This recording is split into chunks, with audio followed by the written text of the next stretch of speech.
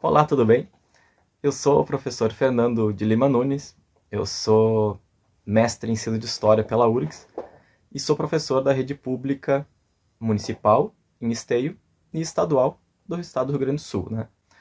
Primeiramente, eu quero agradecer o convite do canal Historiar-se para participar desse projeto, né, que vai rememorar esses 60 anos do golpe de 64. Para mim, enquanto pergunta geradora, foi pedido para que eu falasse sobre como ensinar sobre a ditadura na educação básica.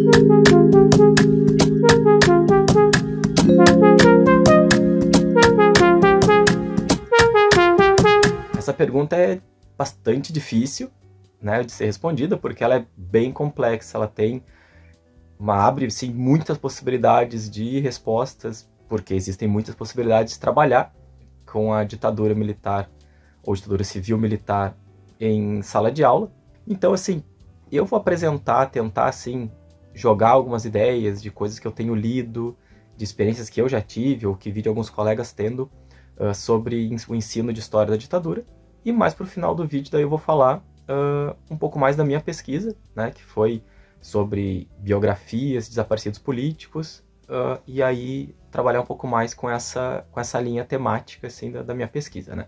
Professores e professoras, como eu disse, trabalham com o ensino da ditadura em sala de aula de diversas formas. Muitos a partir ali do livro didático, seja usando ele como um suporte ou usando ele como uma fonte de análise, né? Podendo ver que tipo de textos, que tipos de iconografia tem no livro didático, como é que isso é retratado e a partir disso fazer uma análise junto com os estudantes.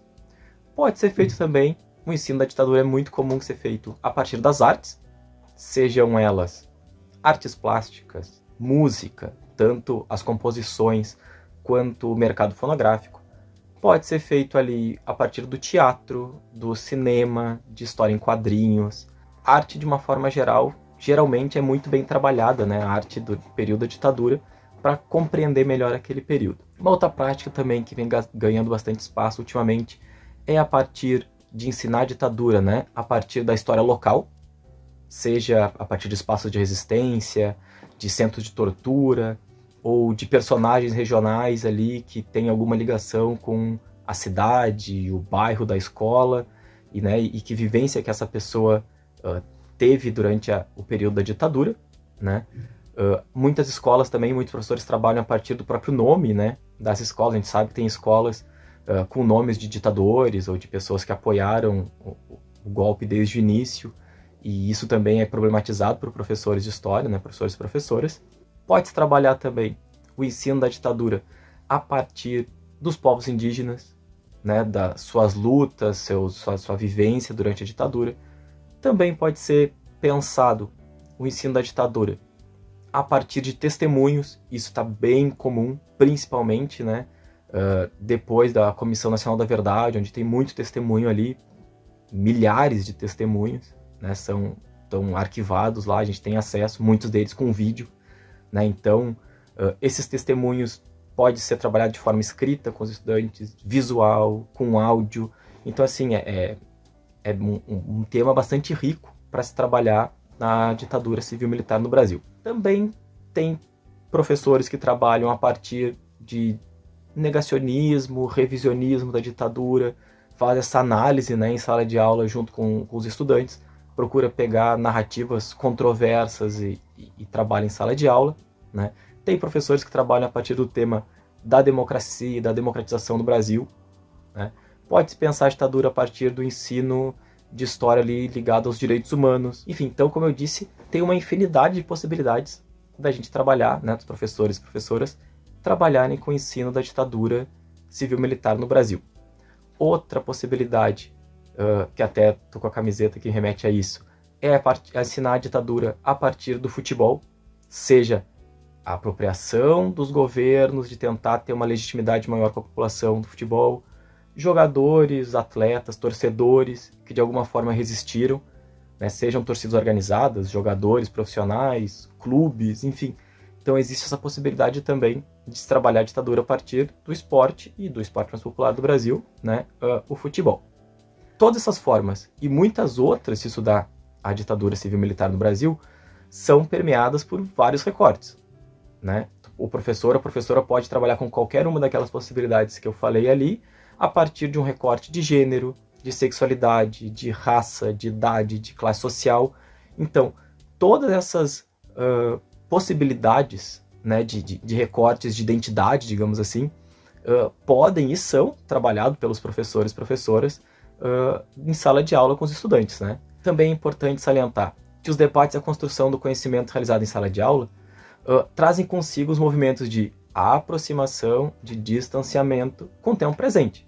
Ou seja, pensar as rupturas, as permanências, né, de práticas e pensamentos do período da ditadura com o Brasil atual, né? Então isso abre margem também para um debate bastante rico em sala de aula e ajuda assim, aos jovens, né, aos estudantes, a compreender assim, por que determinadas violências, por que determinadas práticas seguem acontecendo no Brasil.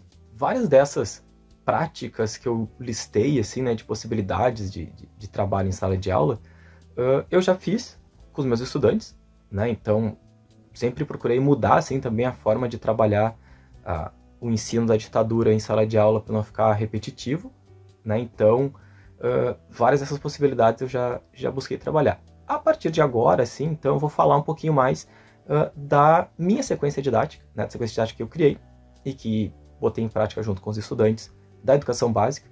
Eu apliquei tanto no ensino fundamental com o 9º ano, como com o 3º ano do ensino médio, né? Então, a sequência didática foi organizada da seguinte forma. Primeiramente, eu já tinha trabalhado um resumo temático sobre a ditadura civil-militar no Brasil.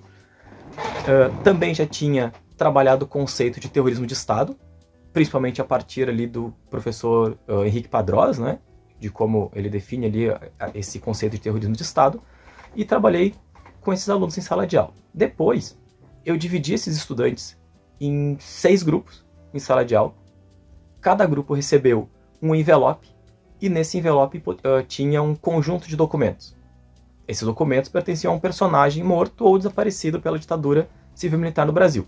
Os personagens que eu escolhi foram Alceri Maria Gomes da Silva, Isis Dias de Oliveira, Luiz Augusta Garlipe, o Davi Capistrano da Costa, Flávio Carvalho Molina e Manuel Raimundo Soares.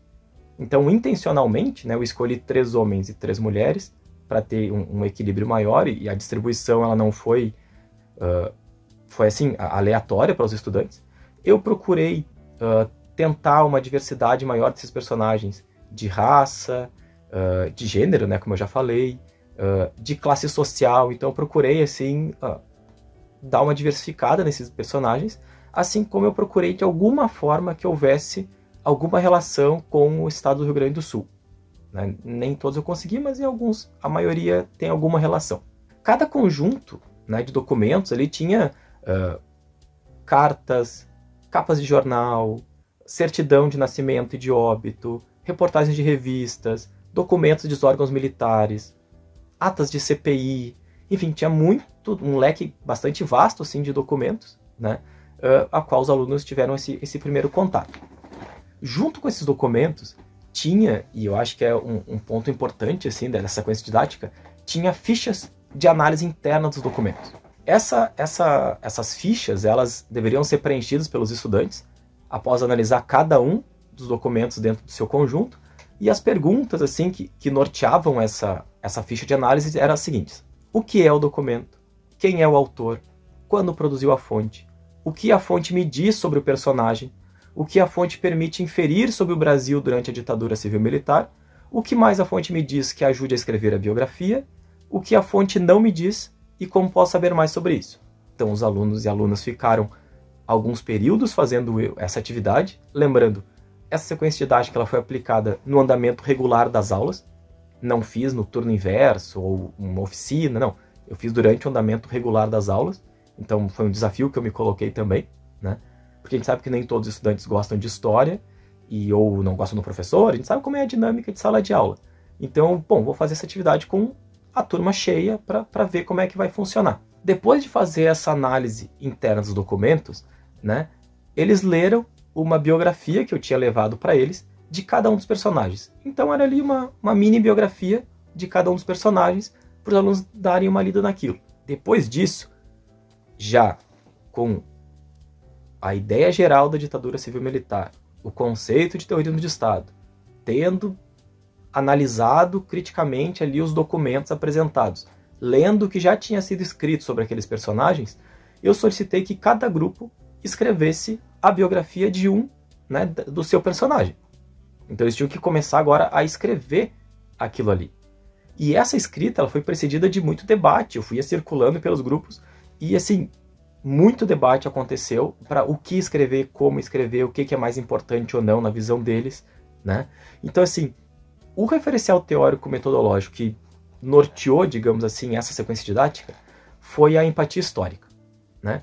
É um conceito desenvolvido pelo historiador inglês Peter Lee e que basicamente ele diz assim que é a capacidade de ver, de entender o que um agente histórico pensou, quais os objetivos, como eles entenderam aquela situação e conectar tudo isso com a ação dos agentes. Ou seja, colocar os estudantes como protagonistas, mexendo com documentos, pensando a partir de, bom, o que aquelas pessoas no passado fizeram, por que elas fizeram daquela forma, por que elas agiam daquela forma, e tudo isso transformar de alguma forma num conhecimento histórico, né? Então, esse foi o desafio para mim, enquanto professor, e o desafio para os estudantes, de colocar a mão na massa, de fazer esse trabalho de análise de documentos, de escrita, né, de historiográfica, digamos assim, de ver o que já tinha sido escrito, de comparar esse escrito com o que eles leram nos documentos, para ver se, né, o que mais eles poderiam acrescentar para a biografia desse personagem, e assim foi feito.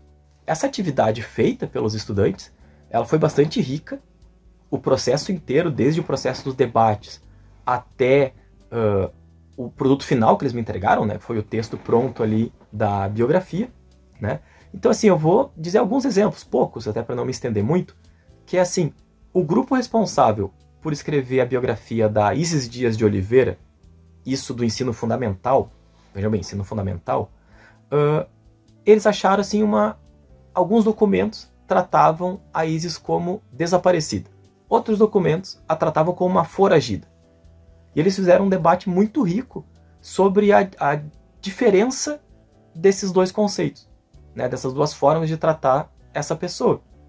Então, eles chegaram à conclusão de que os militares usavam o termo foragida por algumas razões, como, por exemplo, quem foge da justiça geralmente é alguém que comete algum crime. Então, eles achavam que os militares colocavam a Isis como uma foragida para dizer que ela era uma criminosa, assim como para se eximir de responsabilidades. Não, ela nunca esteve presa, ela é uma foragida, a gente não sabe onde ela está. Ao mesmo tempo, eles achavam que a família colocava ela como uma desaparecida para tentar responsabilizar o Estado nessa situação do desaparecimento da Isis. Tá? Isso apareceu no texto, assim. E isso não estava escrito em outro lugar. Não estava escrito na biografia que eles leram, nos documentos. Isso é a interpretação de alunos e alunas do ensino fundamental. Isso me fez pensar que essa atividade já valeu a pena, assim, porque eles conseguiram fazer uma reflexão bastante interessante. Outro grupo, por exemplo, para ver que as questões elas aparecem, né? A Alceri Maria tinha foto, e ela era uma mulher negra, e na certidão de óbito dela consta ali como branca. O que poderia passar de uma forma despercebida para as alunas que fizeram esse trabalho. No grupo do ensino médio que fez biografou a Alceri, elas pensaram que não, peraí, se na certidão de óbito está escrito como branca, né, isso deve ser meio que uma resposta padrão.